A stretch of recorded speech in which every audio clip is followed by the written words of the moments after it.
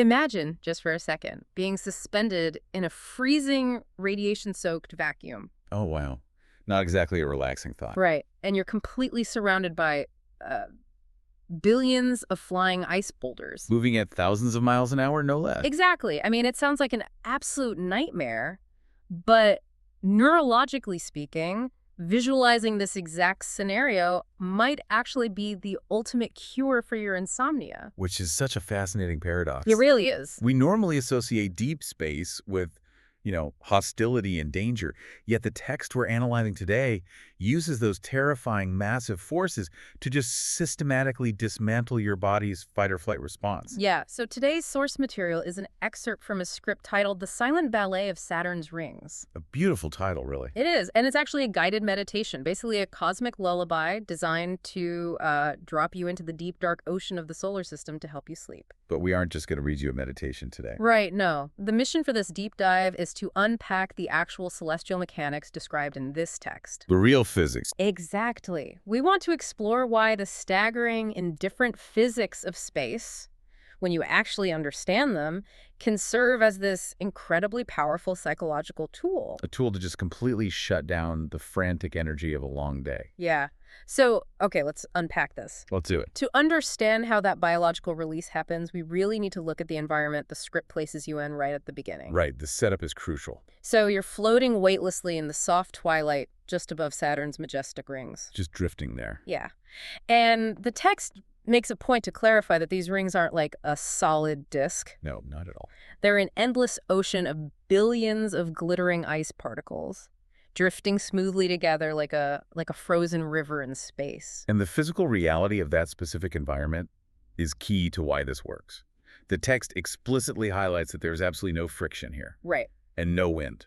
Nothing pushing against you. Which is wild because conceptually, billions of objects occupying the exact same orbital space sounds chaotic. Like a disaster waiting to happen. Right. It sounds like the worst cosmic rush hour traffic imaginable. Yeah, but that's an Earth-based bias. Down here, our entire perception of movement is just permanently tied to friction. Always pushing against something. Exactly. Movement means resistance. It means you're dodging obstacles or burning energy to keep your speed up. Dealing with constant, unpredictable variables, yeah. And our brains are hardwired to associate that kind of high-volume movement with threat, with collision. So that constant calculation, that's a massive cognitive load on us, isn't it? Oh, absolutely. Yeah. Your amygdala is always partially engaged, just navigating the physical world. Just walking down a busy sidewalk takes processing power. Oh. What the physics of Saturn's rings offer is essentially a conceptual escape hatch from that cognitive load. Because in a vacuum, there's no air resistance. Right. An ice particle doesn't have to burn energy to keep moving. It just glides on its own momentum. So there are no crashes. None. The soft, rhythmic hum of gravity is the only force at play.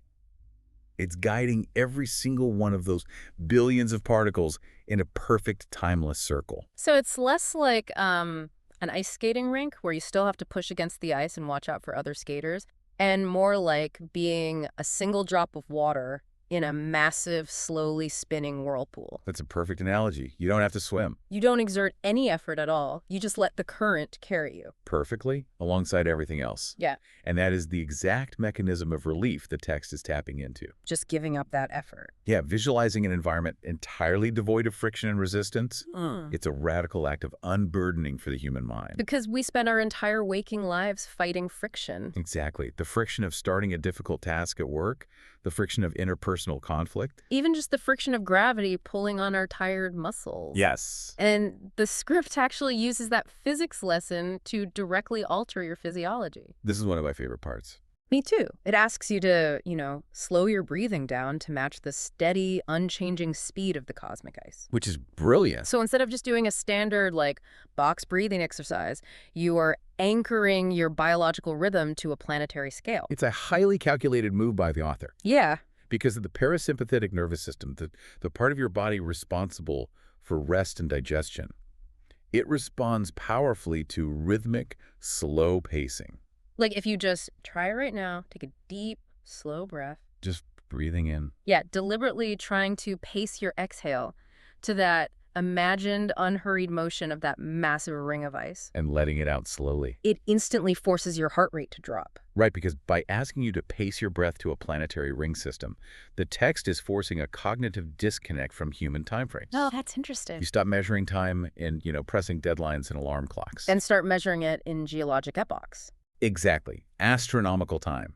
You simply cannot maintain a state of anxiety when your brain is successfully visualizing a system that has been gliding at the exact same speed without a single interruption for millions of years. It just flattens out your heart rate. It overrides the perceived urgencies of your day by completely dwarfing them. Dwarfing them with absolute physical permanence. Precisely. Well, that concept of dwarfing our anxieties actually brings us to an incredible visual shift in the text. Moving from the rings to the planet itself. Right. We move from the frictionless ice and we look downward, down towards Saturn, specifically focusing on the interplay of light and dark. The shadows. Yeah, the source describes the immense shadows of the rings stretching across the, what does it call it? The golden clouds of Saturn. Creating a soft, warm blanket of shadow. And here's where it gets really interesting. The contradiction. Yes, it's a brilliant contradiction. Space is a pristine vacuum. Right.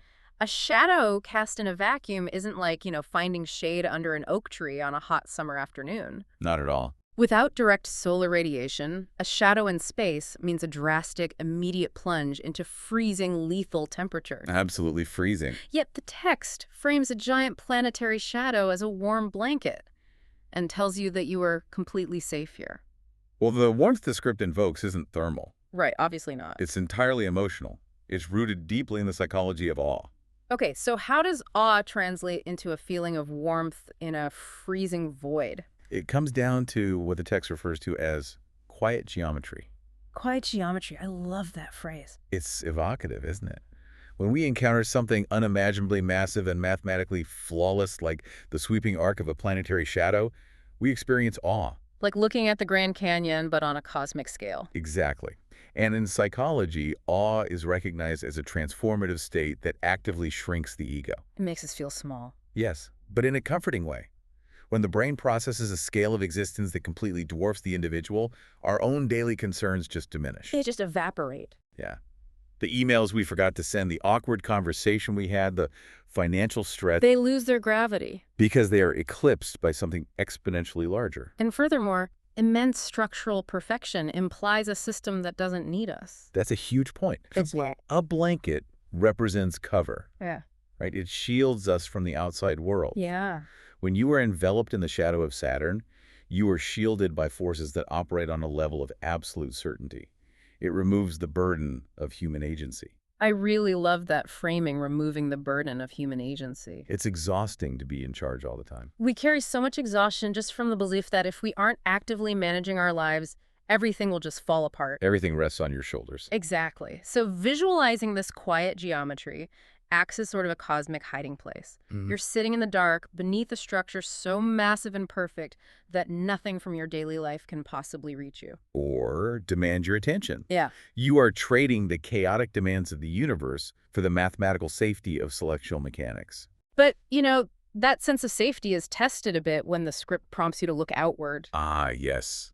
The grand family. Right. From the shadow of those golden clouds, the text asks you to look into the deep, velvet black space surrounding the planet to meet the rest of Saturn's family. The moons. Saturn is protected by over 140 lonely moons. Which introduces an entirely new layer of complexity to the physics we're exploring. It really does, and honestly, it immediately sets off an alarm in the human brain. How so? Well, if you put 140 massive moving objects in a single orbital system, that sounds like a recipe for disaster. Like an overcrowded dance floor. Exactly. Someone is bound to get stepped on. The text highlights 3 moons specifically. Titan, which is this giant moon wrapped in a soft golden haze, gliding like a silent ship. And Momus and Enceladus. Right, these white worlds of pure ice reflecting distant, gentle sunlight. But having 140 of these massive bodies swinging around a planet, it feels like it should be an incredibly unstable, violent environment. And it would be if they were just moving randomly. But the text frames this as the rhythmic dance of celestial mechanics. So they aren't random.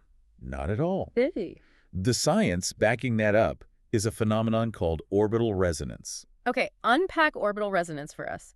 How does a system with 140 moving objects prevent itself from just tearing itself apart? It operates much like a giant gravitational metronome. A metronome. Yeah. These moons aren't just flying blind, they're locked in a gravitational waltz. When two or more moons orbit a planet, their gravitational fields interact. They pull on each other. Exactly. And over millions of years, they pull and adjust their speeds until their orbital periods form perfect mathematical ratios. Wow. Like what? For instance, one moon might complete exactly 2 orbits in the exact time it takes another moon to complete one. So they are constantly passing each other at the exact same points in their orbits. Yes, which means their gravitational tugs on each other happen rhythmically at the same place over and over again. Like a heartbeat. Exactly. Eh. And instead of causing chaos, these rhythmic tugs actually stabilize the system. Oh, wait, really? Yeah. If a moon starts to drift slightly out of its lane, the gravitational pull from the other resonant moons nudges it back into the beat. That's incredible. The system actively self-corrects. That is staggering. It isn't just a system that happens to be stable by chance. No, not at all. The very forces that we assume would cause a collision are the exact forces keeping everything perfectly spaced. And that is why the text describes them moving with an absolute heavy grace. They possess this heavy grace because they are bound by an unstoppable mathematical rhythm. It really is a flawlessly choreographed slow-motion ballet. One that's been running for billions of years. And contrast that with the systems we interact with every day. Oh, there is no comparison. I mean, human systems, whether it's a supply chain, a corporate hierarchy, or even just our own daily schedules, they are inherently fragile. Very fragile. They require constant, stressful intervention just to keep from collapsing. We have to constantly put out fires. But this cosmic system maintains itself through its own sheer mass. Which is why the text refers to them as lonely moons, each moving in his own quiet, predictable orbit. The predictability is the absolute key to the psychological relief here. So if you're lying awake at night, trying to mentally manage the 100 different variables in your life, Visualizing that self-correcting orbital resonance is the perfect antidote. the text wants your brain to mirror that heavy grace. Exactly. It wants you to visualize Titan, massive and unstoppable, gliding silently through the dark. And matching your own breathing to that billions of years old rhythm. Yes, internalizing the fact that Titan doesn't need your help to stay on course. You are observing a system of profound complexity that works perfectly without your intervention. It's the ultimate permission to stop trying to manage the universe. Which brings us to the final and probably most crucial phase of the text. The surrender. Right. We've explored the endless, frictionless momentum of the rings. We found shelter in the planet's shadow. And we felt the stabilizing rhythm of orbital resonance. Now, the script pulls all these concepts together to orchestrate a complete shutdown of your waking brain. The transition here moves from simply observing the celestial mechanics to actively letting your consciousness dissolve into them. The source explicitly states that in this realm, there are no unexpected demands. No rushing deadlines. No friction at all. But the line that really anchors the whole concept is this: every orbit is a promise of stability. A promise of stability. That strikes right at the core of why sleep can be so elusive for so many people. So what does this all mean for the listener? Why is a promise of stability the final key to falling asleep? Because falling into deep, uninterrupted sleep is inherently an act of extreme vulnerability. You're completely defenseless. Exactly. You are entirely relinquishing control. So when the waking world feels chaotic, unpredictable, or threatening, the brain actively fights sleep. It wants to stay alert to monitor the threats. Right.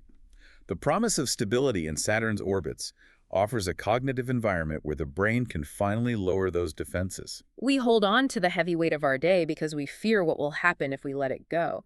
We think our vigilance is the only thing keeping the spinning plates from crashing. But by asking your thoughts to dissolve into the flawless cosmic clockwork, the text uses the massive scale of planetary physics to prove that the universe possesses a deep underlying order. The absolute lack of human agency in space, which, might seem terrifying in a sci-fi movie context, Oh, sure. it becomes the ultimate comfort here. You aren't responsible for keeping Titan in its orbit. You aren't responsible for the speed of the ice rings. You are just suspended in the dark, held safely by forces infinitely larger and older than your daily stresses. And the text provides a brilliant physiological command right at the end to seal this all in. The breathing prompt. Yeah, it tells the listener, Breathe in the eternal order. Breathe out the exhaustion. It's asking for a cognitive trade. A tr- Yeah, you are trading the chaotic, exhausting noise of human unpredictability for the silent, eternal rhythm of the solar system. You breathe out the exhaustion of having to control your day, and you breathe in the structural perfection of a system that will never ask anything of you. It is a stunningly effective reframing of how we view the void of space. It really is. A guided tour of absolute physical peace, engineered through the realities of astrophysics. Beautifully put. So to briefly recap the journey we've taken through this highly unusual source material. A deep dive into a lullaby. Exactly.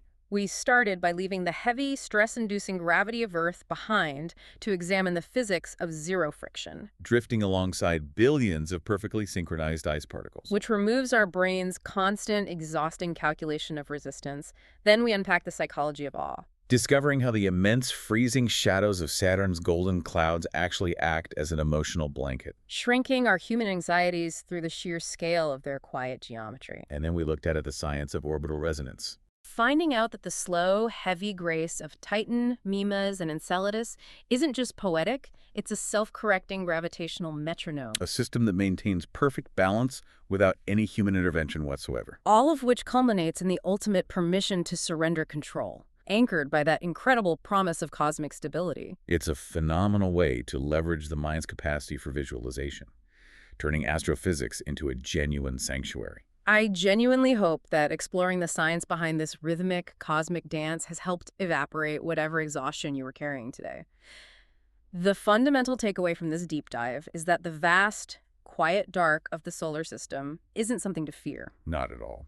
It is a realm of structural perfection, completely devoid of friction, operating on a timeline so immense that your daily worries simply cannot exist there. The text reminds us that these orbits have remained exactly the same for billions of years. Yeah. And as you let go of the day, we'll leave you with one final thought to mull over as you drift off. Think about the fact that tonight, while you close your eyes, while you drift away and dream your entire night away, those pure white moons and glittering ice particles won't pause. They will just be out there, continuing their perfectly silent, unchanging dance in the dark. Completely undisturbed by time, faithfully keeping their rhythm, waiting for you whenever you need to return.